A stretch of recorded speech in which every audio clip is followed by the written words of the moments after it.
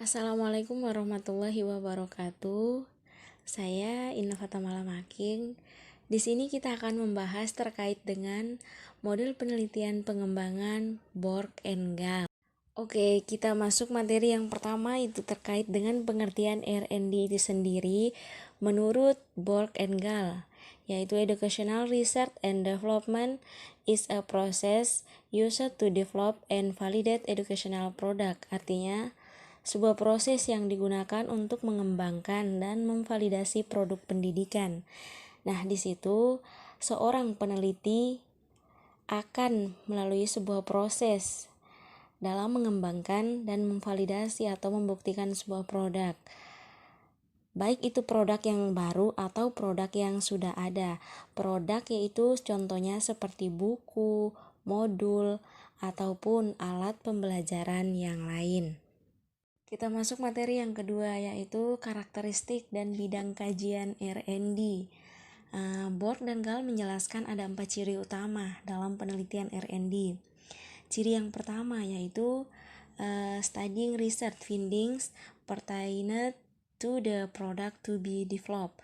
Artinya melakukan studi atau penelitian awal untuk mencari temuan-temuan penelitian terkait dengan produk yang akan dikembangkan.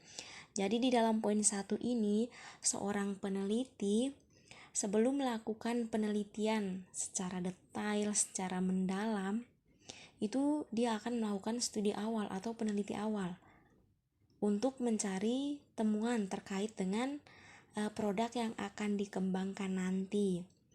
Oke, kita masuk poin yang kedua, yaitu developing the product based on these findings. Artinya mengembangkan produk berdasarkan temuan penelitian tersebut. Nah, dalam poin kedua ini seorang peneliti mengembangkan produk itu berdasarkan temuan peneliti seperti yang sudah dilakukan di poin 1. Poin yang ketiga yaitu file testing it in the setting where it will be used eventually. Artinya dilakukannya uji lapangan dalam setting atau situasi senyatanya di mana produk tersebut nantinya digunakan. Jadi di poin ketiga ini seorang peneliti akan uji lapangan itu sesuai dengan nyatanya produk itu seperti apa. Kita lanjut poin yang keempat, yaitu revising it to correct the deficiency found in the file testing stage. Artinya melakukan revisi untuk memperbaiki kelemahan-kelemahan yang ditemukan dalam tahap-tahap uji lapangan.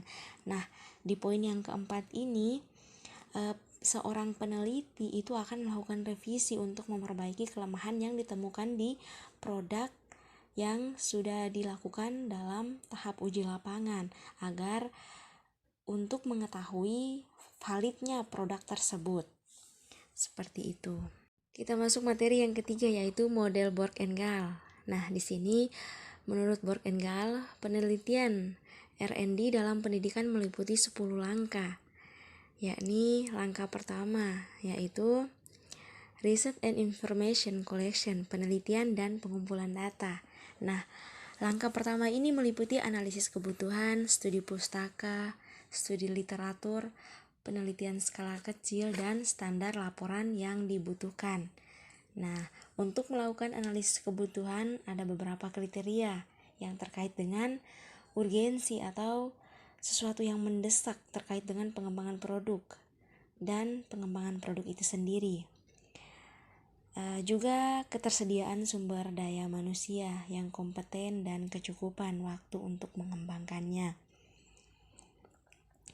Jadi yang berikutnya yaitu adapun studi literatur dilakukan untuk pengenalan sementara terhadap produk yang akan dikembangkan. Jadi studi literatur ini memang sih berlaku hanya sementara dan itu untuk pengenalan terhadap produk yang akan dikembangkan oleh peneliti. Dan ini dilakukan untuk mengumpulkan temuan riset dan informasi lain yang bersangkutan dengan pengembangan produk yang direncanakan. Sedangkan riset skala kecil perlu dilakukan agar peneliti mengetahui beberapa hal tentang produk yang akan dikembangkan. Oke, kita masuk poin yang kedua, yaitu planning atau perencanaan. Nah, pada poin kedua ini, seorang peneliti itu akan menyusun rencana penelitian, meliputi kemampuan yang diperlukan dalam melaksanakan penelitian, rumusan tujuan yang hendak dicapai dengan penelitian tersebut, desain dan langkah-langkah penelitian, kemungkinan pengujian dalam lingkup terbatas. Jadi, seorang peneliti itu akan mendesain langkah-langkah penelitiannya itu seperti apa, terus rumus tujuan yang hendak dicapainya itu seperti apa, terus pelaksanaan penelitiannya itu seperti apa. Poin yang ketiga yaitu develop preliminary form of product, pengembangan draft produk awal. Langkah ini meliputi penentuan desain produk yang akan dikembangkan. Nah, di sini peneliti itu akan menentukan desain produknya itu seperti apa. Terus penentuan sarana dan prasarana. Jadi peneliti itu ketika melaksanakan penelitian itu sarana dan prasarana apa yang dibutuhkan.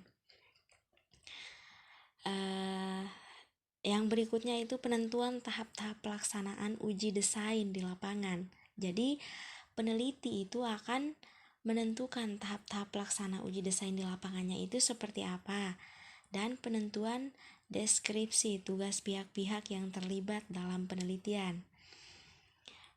Jadi ketika peneliti itu melakukan penelitian itu, tugas dari setiap peneliti itu apa saja, termasuk di dalamnya antara lain pengembangan bahan pembelajaran, proses pembelajaran, dan instrumen evaluasi. Nah, pengembangan bahan pembelajarannya itu seorang peneliti itu ketika menyusun pengembangan bahan pembelajarannya itu seperti apa, terus proses pembelajarannya itu seperti apa, dan instrumen evaluasi. Nah, instrumen evaluasi di situ akan mengetahui kemampuan atau ketercapaian peserta didik dalam belajar itu sudah sampai mana. Dan poin yang keempat yaitu preliminary pilot testing, uji coba lapangan awal. Langkah ini merupakan uji produk secara terbatas, yaitu melakukan uji lapangan awal terhadap desain produk. Jadi, ketika suatu produk itu sudah jadi, bukan hanya sampai di situ saja, tapi masih diuji coba lagi. Dan uji coba ini bukan hanya sekali, tapi secara berulang-ulang kali. Terus yang berikutnya yaitu main product revision.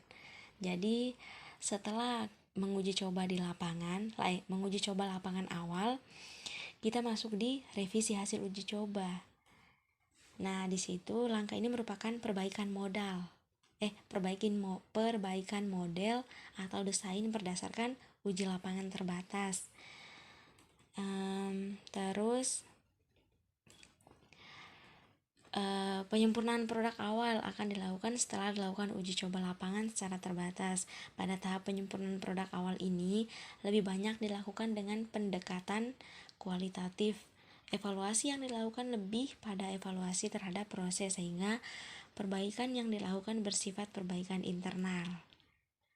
Poin yang keenam yaitu main pilot testing, uji lapangan produk utama.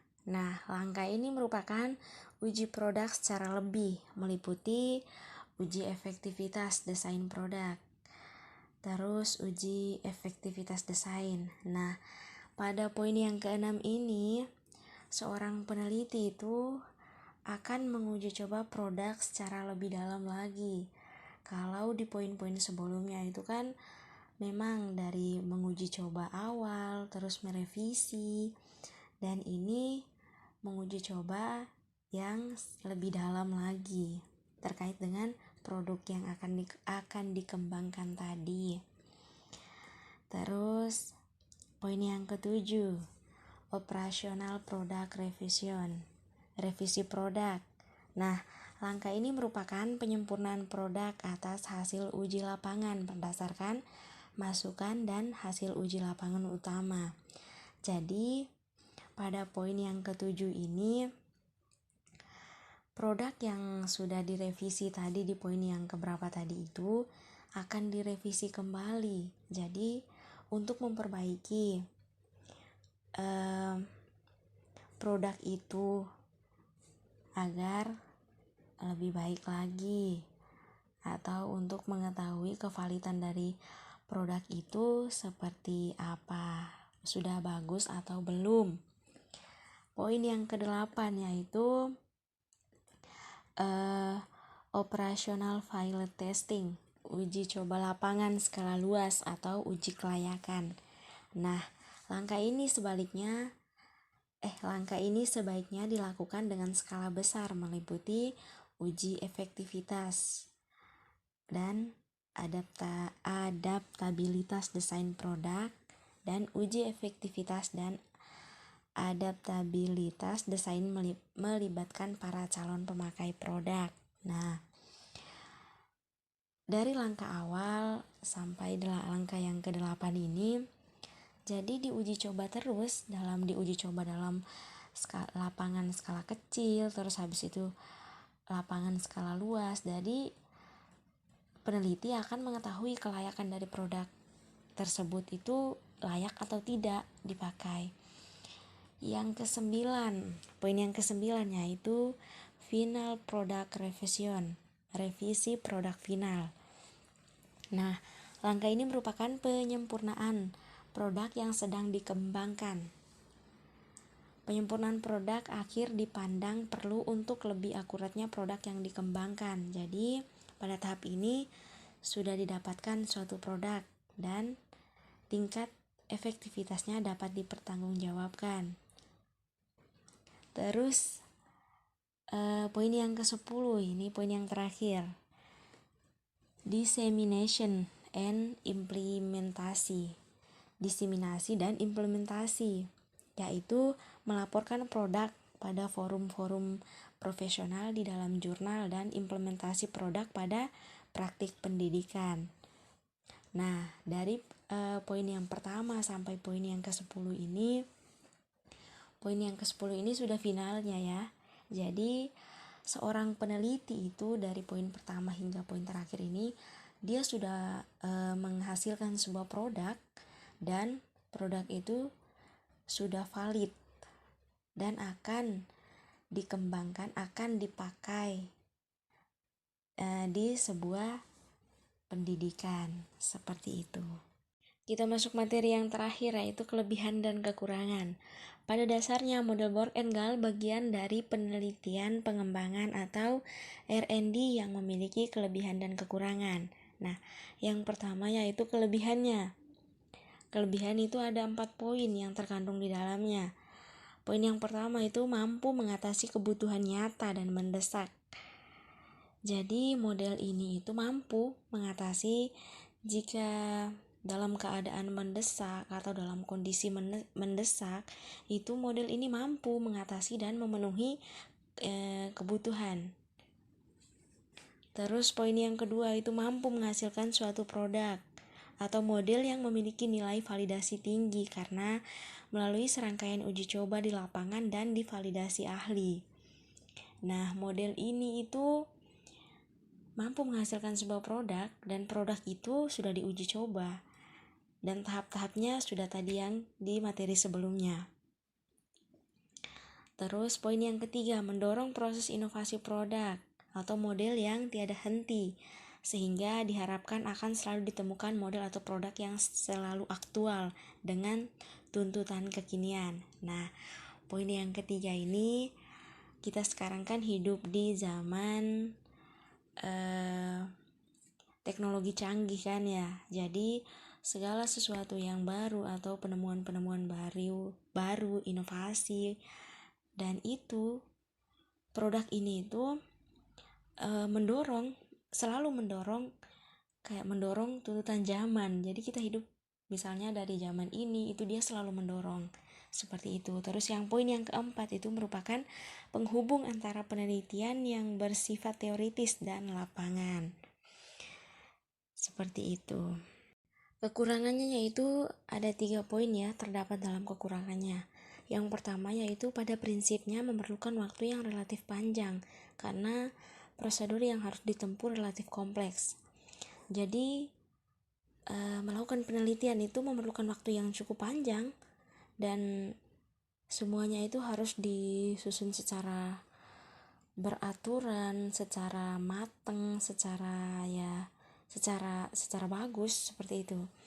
Terus poin yang kedua yaitu tidak bisa digeneralisasikan secara utuh karena penelitian ditunjukkan untuk pemecahan masalah yang dihadapi sekarang dan masalah yang akan datang, dan dibuat berdasar sampel atau spesifik, bukan populasi. Terus poin yang terakhir yaitu poin yang ketiga, penelitian memerlukan sumber dana dan sumber daya yang cukup besar. Jadi seorang peneliti ketika melakukan penelitian itu memerlukan sumber dana dan sumber daya yang cukup besar, dan itu harus yang cukup memadai dan mendukung berjalannya penelitian tersebut. Mungkin sekian yang dapat saya sampaikan, kurang lebihnya mohon dimaafkan. Wassalamualaikum warahmatullahi wabarakatuh.